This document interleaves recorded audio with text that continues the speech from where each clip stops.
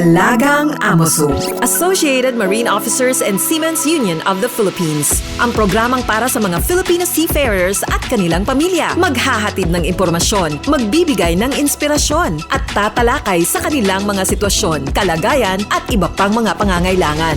Alagang Amoso. Kasama si Camille Simbulan dito sa Radyo Pilipinas World Service at Radyo Pilipinas Radyo Publiko.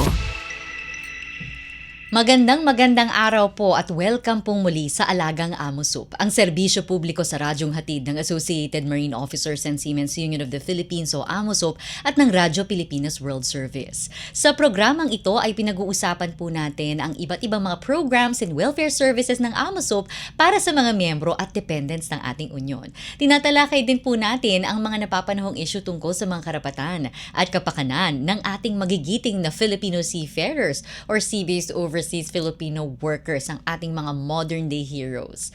Ang Alagang Amosup ay napapakinggan sa mga shortwave frequencies na 9.920 MHz, 12.120 MHz at 15.190 MHz. Sumasahim papawid din po ang ating programa sa flagship station na Radyo Pilipinas Radyo Publiko 738 kHz tuwing linggo, alas 7 hanggang alas 7:30 ng gabi. Special shoutout po syempre sa mga miyembro ng Amosup at sa lahat ng mga Pilipino at Pilipinang mandaragat sa iba't ibang panig ng mundo na nakatutok sa atin. Alagang Amoso, dito sa Radyo Pilipinas World Service at Radyo Pilipinas Radyo Publiko. Welcome po muli sa isa na namang makabuluhan at nakaka-inspire na episode ng Alagang Amosup. This June, we joined the global maritime community in celebrating the Day of the Seafarer on June 25 po yan. A special occasion that honors the dedication, resilience, and the invaluable contribution of Filipino seafarers who keep the world moving through shipping. According to the International Maritime Organization or IMO, the aim of this year's campaign is not only to recognize the contribution of seafarers but also to acknowledge the risks and sacrifices behind it. Kaya naman ang campaign theme ngayong 2026 ay Carrying World Trade, Carrying the Risks. Today, we're honored to be joined by one of the young faces of the next generation of Filipina seafarers. Ayan, celebrate lang po natin last month ng International Day for Women in Maritime, kaya nakaka-excite po itong guest natin ngayong araw. She is a graduate of the Maritime Academy of Asia and the Pacific or MAAP, a proud cadet of the IMEC Cadetship Program, and now serves as a third officer on board a Columbia ship management vessel. She was also recently recognized as Cadet of the Year by the Columbia Group for her outstanding dedication and excellence during her cadetship. Beyond her achievements, she is passionate about promoting safety, inclusivity, and continuous learning, and hopes to inspire more young Filipinos or Filipinas, yan, especially the women nga, to pursue a career in the maritime industry. Today, we'll hear about her journey, the realities of life at sea, and her perspective as a young female officer in an industry that continues to evolve. Let us all welcome to Alagang Amosup, Third Officer Martina Claire Caditan, or Claire. Hi. Good afternoon po. Ayan, Good afternoon everyone, and sa lahat ng nanonood, and to my fellow seafarers, good afternoon. Ayan. A breath of fresh air si Claire, ano? Nakakatuwa naman. Another young Filipina seafarer graced our invitation dito po sa Alagang Amosup. Thank you so much for joining us, Claire. Ayan. So, can you share us, Claire, lagi namin itong tinatanong pag meron kami mga guests dito na members ng Amosup, no? Ikwento mo lang sa amin kung ano yung naging journey mo sa maritime industry. Ba't ka nag-decide na pasukin na ang traditionally male-dominated na maritime industry? So I started my maritime journey when I was 18 years old, when I first entered the academy in the Maritime Academy of Asia and the Pacific. And then I started to sail at sea when I was a cadet at around 20 years old. Mm-hmm. And that was my first time sailing on board. Mm-hmm. For me, it's at first, seafaring is not my first passionate dream. Really? Yes po.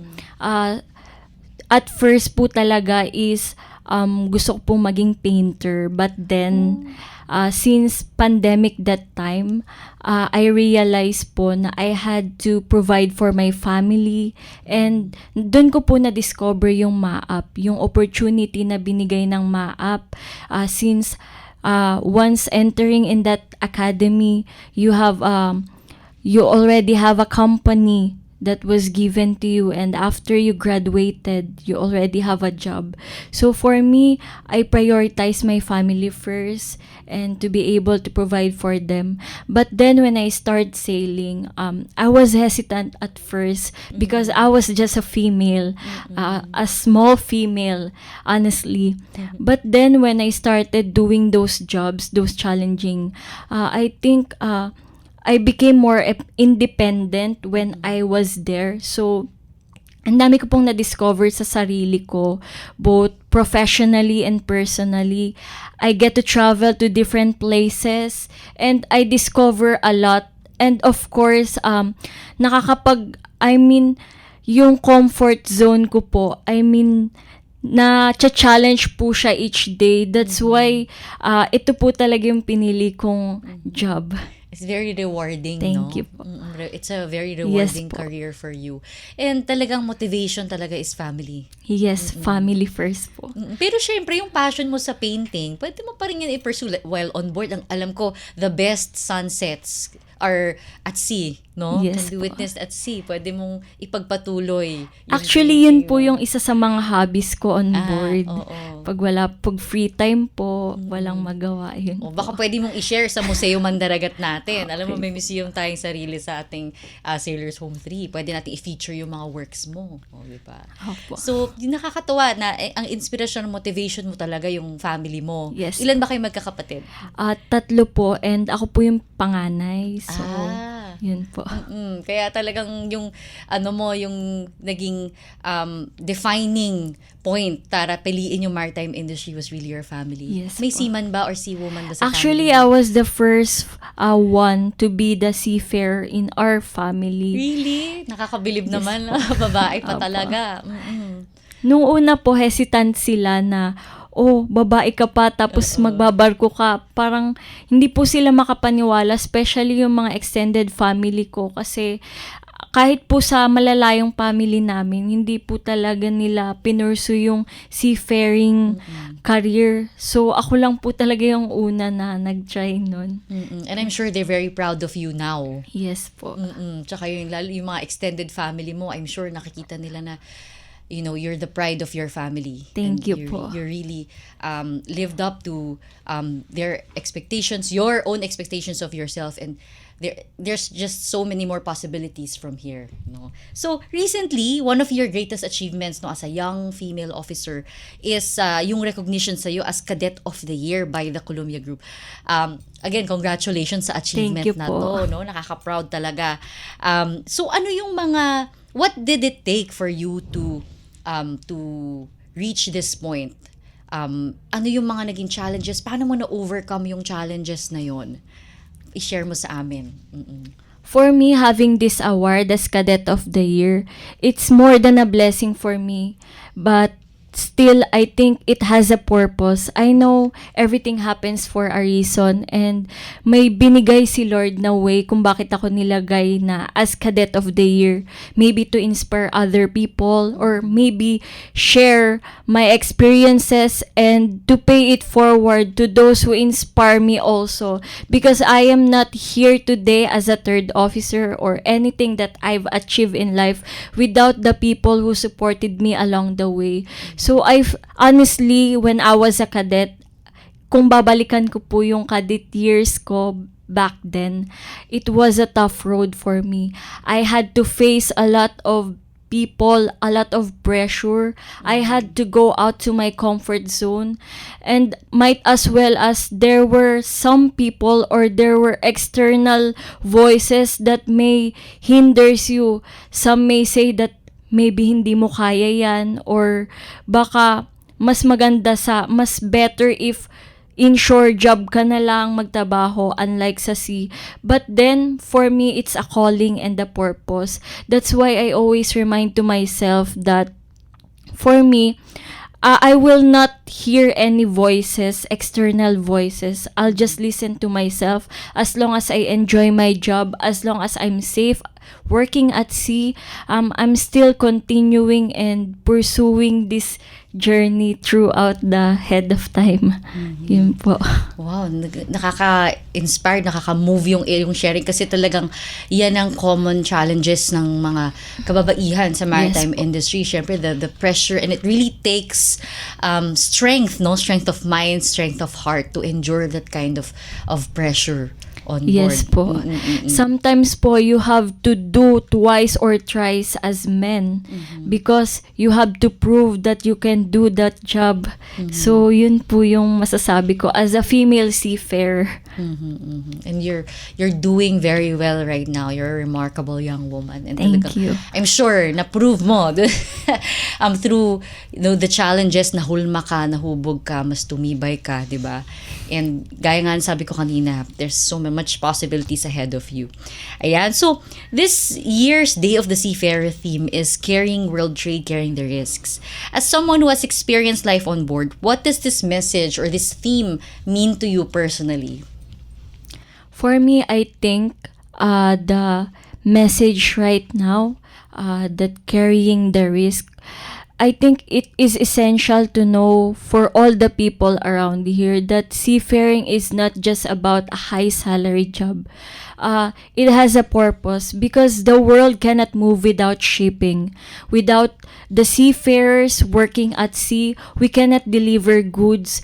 We cannot provide cargos and other necessities around the world. So I think being a seafarer is being a contributor as a part of ever-growing change in the world. So for me, mahalaga po talaga yung nagiging role ng seafarer because may kaakibat itong responsibilidad. And bukod po doon, bukod sa responsibilidad na kaakibat nito, maraming risk na unexpected uncertainty na aming finiface bukod sa harsh weathers, sa like nangyayari ngayon na wars, maraming mga factors na kakaharapin because of the sacrifice for the family, for able to provide for ourselves. So that's why being a seafarer becomes a hero for me also. Tsaka not only the external risks, Yes. pati internal, syempre Yes, the the mental mental wellness, health. yung workload mo and the fact that you're away from the family. Although we know naman may mga available ways na to communicate with them constantly, but still, you're physically away from them. So may Yes. ganun pa ring internal pressure, no? Opo. So, as a young deck officer, what are some of the realities of life at sea that people rarely see or appreciate? Actually, to be honest, seafaring is not for everyone. We have our own purpose. We have different paths that we need to take in life.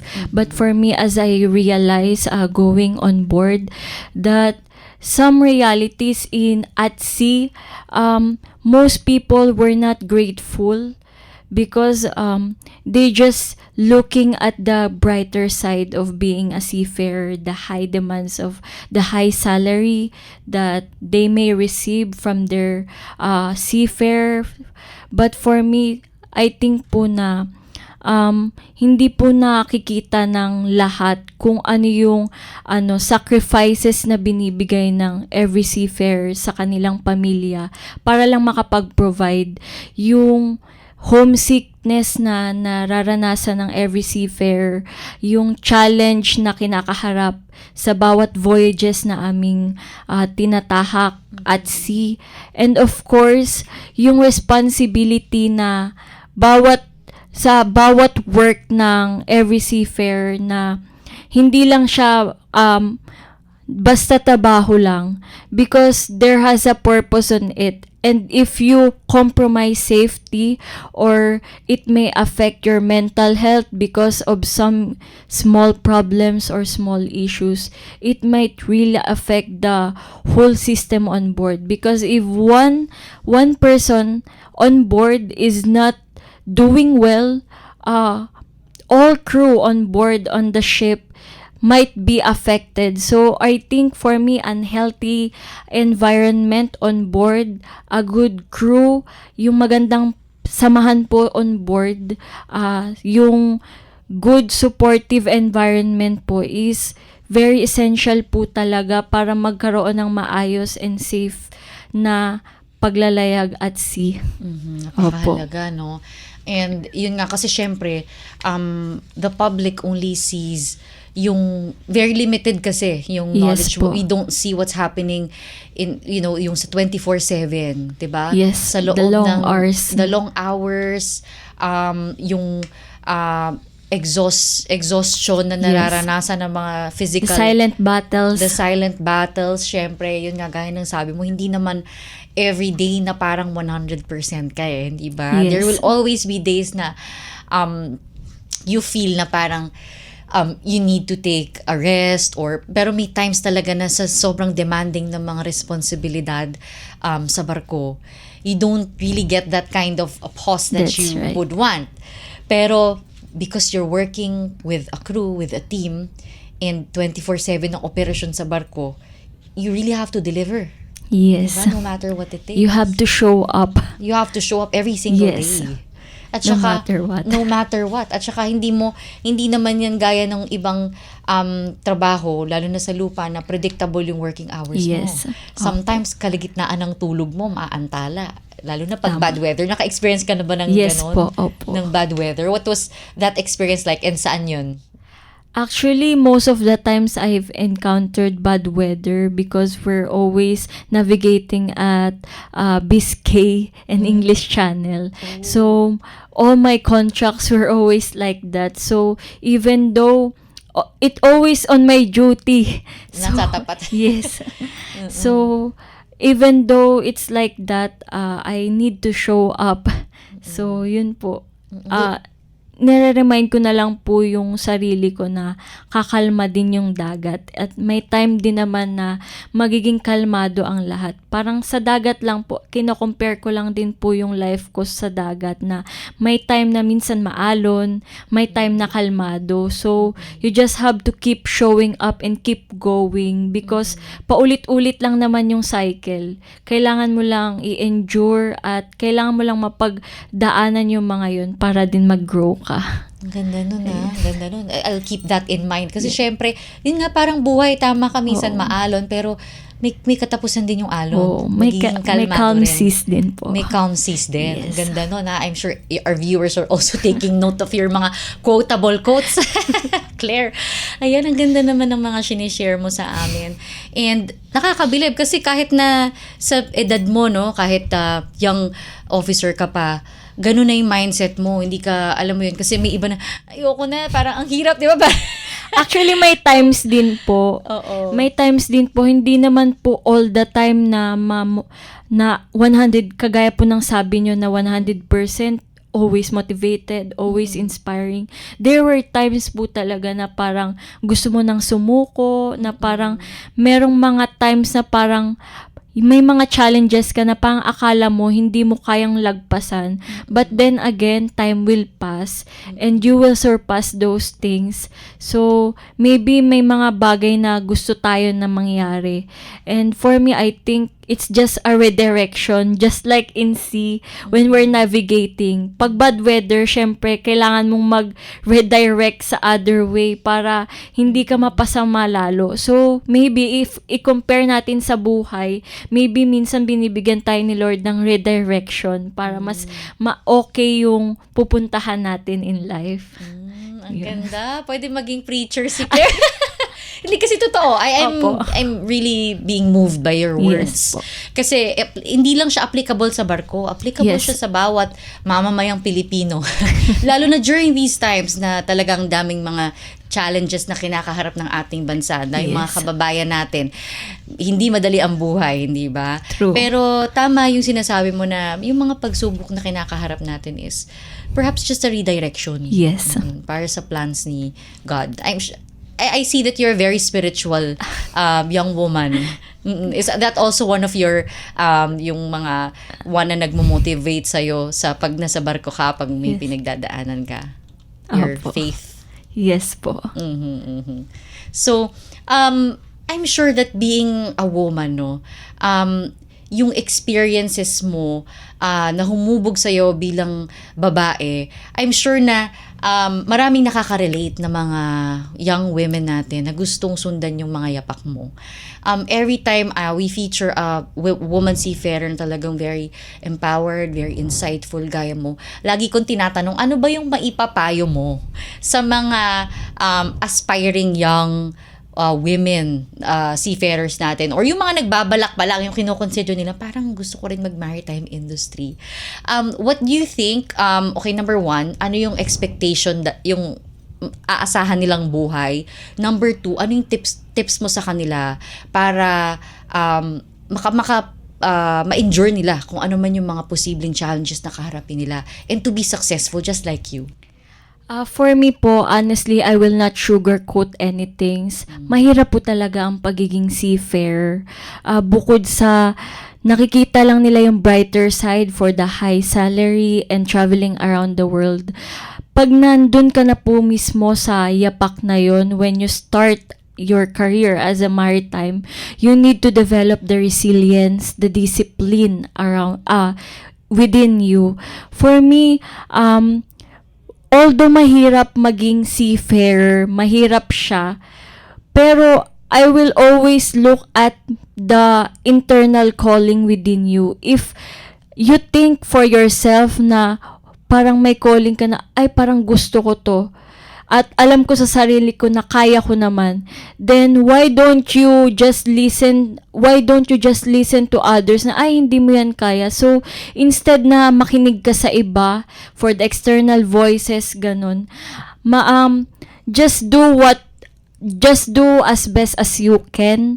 Hindi naman pagalingan sa buhay, hindi naman pabilisan maging opisyal, or hindi naman na kailangan magaling ka kaagad sa isang bagay.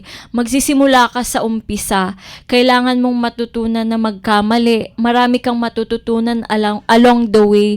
Maraming pagkakamali na kailangan mong matutunan para mas lalo kang humubog. And for me, as being a seafarer, I think na yung life ko ngayon is just life learning journey. Hindi natatapos sa pagiging opisyal lang or sa pagiging successful working at sea. But then I had to strive harder. I have to learn many things also.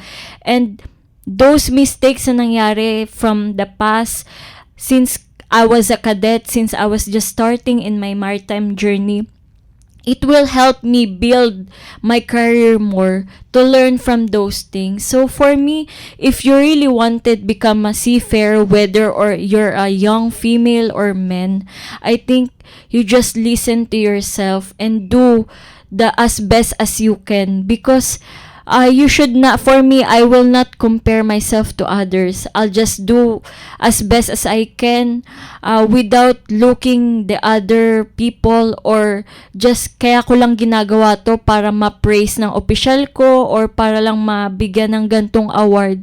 For me, hindi yun yung pinaka-goal ko. As long as masaya ako sa ginagawa ko, and as long as nag-go out ako from my comfort zone, I learn many things, and as well as to pay it forward, to pay the kindness, also to pay the learnings and skills that I have on board, I'm happy and contented with who I am today. Yun po. Oh, standing ovation. Yeah. Hindi, kasi totoo, no, na minsan mas matututo ka pa sa pagbangon mo eh. Yes po. Diba? Hindi naman laging highs, hindi naman laging Yes. rainbows, butterflies, or praises, lagi. There will always be times na may mga pagsubok ang pagdadaanan. And sometimes, yung the way na pagbangon mo sa pagkakadapa, doon ka mas titibay, hindi ba? Yes po. Doon ka mas lalakas. Opo.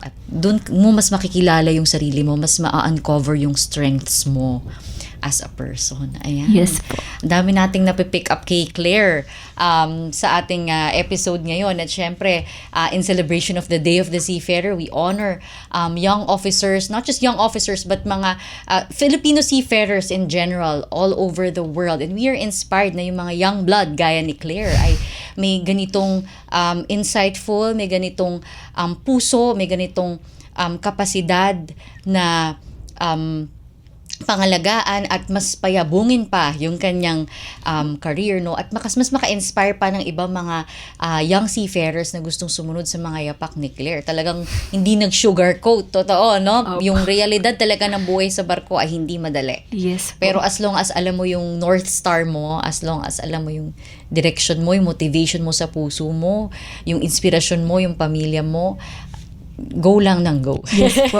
Opo. So, in a few years, I'm sure you're going to be a captain, no? I hope so. And yung industriya ngayon, nakikita natin na andun yung effort really to create policies, to make waves of change, to accommodate, to inspire more women to join the workforce. But what do you think can the industry in general do to have more interest among women to join the maritime industry, especially in the age of AI, of digitalization, decarbonization? For me po kasi, I think a supportive environment can really contribute to every person's success. So for me, ang maiko-contribute po ang suggestion ko po to contribute for the industry is having a supportive environment for every female seafarers, also for the seafarers to have a mentorship programs, and also to provide informations, and also to share every stories, because minsan po talaga, or most of the time, every person's stories can contributes to every person's success also. So for me, the one that I look forward to is the one yung mga naging successful din po in life. So I'm grateful din po na nakamit din po ako along the way ng mga taong makakatulong sa akin to contribute in my career. So for me, ang maisasuggest ko lang po is, yun nga po, is encouragement and supportive environment. Ayan. Thank you so much, Claire. And of course, sa AMOSUP, meron tayong Yes. AMOSUP Women, yung Women Making Waves natin. I don't know if naka-attend ka sa MAAP. Opo, yes po. Naka-attend Most ka? of the time. Women Making Waves. We really try to encourage, to empower young women like Claire through our union's initiatives for diversity, equity, and inclusion, to really to have the strength of mind, of heart, to take on any challenges at sea, no? To pursue a career, to pursue your maritime career hanggang sa maging kapitan ka, hanggang sa maka-inspire ka pa ng more young women to follow in your footpath. Ayan, thank you so much, Claire. Thank you Finally, po. ano na lang ang message mo sa ating mga, hindi lang sa mga kababaihan, dahil Day of the Seafarer, we celebrate all of the seafarers all over the world, and our Filipino seafarers all across the world. Ano na lang mensahe mo, Claire? For me, for every seafarers in the world, I salute you all, because every seafarer has every sacrifices that they have, not just for their family, but for also contributing in the global economy. So for me, I would say that if you really wanted this job and you really love this job, just keep moving, and just for me, being safe on board, and as long as you do the best as you can, you're also winning in life. So that's all po. Ayan, thank you, Claire. Truly, you're a woman making waves. Thank you po. We're so proud of you. Thank you for joining us. Ayan, sa inyong mga screens po, nandiyan naman ang mga detalye ng AMOSUP Contact Center o ACC para sa mga service units ng AMOSUP. Andiyan po ang telephone, mobile sa Globe and Smart natin. Paalala lamang po, para sa tawag lamang po ang mga numero na yan sa inyong mga screens. Pwede nyo rin po i-like at i-follow ang AMOSUP Official Facebook page at AMOSUP Official Facebook group para po sa updates ng ating union. And sa AMOSUP Official YouTube channel naman po, ina-upload natin ang mga episodes natin dito sa Alagang AMOSUP. At para naman po sa mas marami pang impormasyon tungkol sa ating mga service units, mga programa at projects, mga initiatives po ng ating Union, ng AMOSUP, punta lamang po kayo sa www.amosup.org. Sa gitna po ng patuloy na tensyon sa Middle East, mayroon din tayong nakatalagang AMOSUP Help Desk para sa inyo. Maaari po kayo makipag-ugnayan sa helpdesk@amosup.org para sa anumang katanungan o tulong na inyong kailangan. Katuwang din po natin ang Department of Migrant Workers at ang International Transport Workers Federation upang tiyakin ang kaligtasan, kapakanan at karapatan ng bawat Pilipinong mandaragat. Para sa agarang tulong at komunikasyon, narito po ang kanilang mga contact details sa inyong mga screens. Ang DMW Kumusta Kabayan at ang ITF Seafarers Support.